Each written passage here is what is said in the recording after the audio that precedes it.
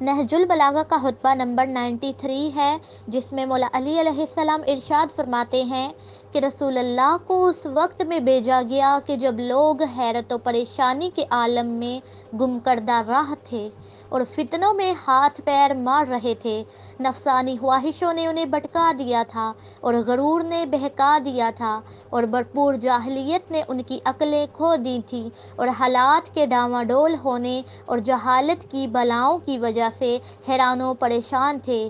چنانچہ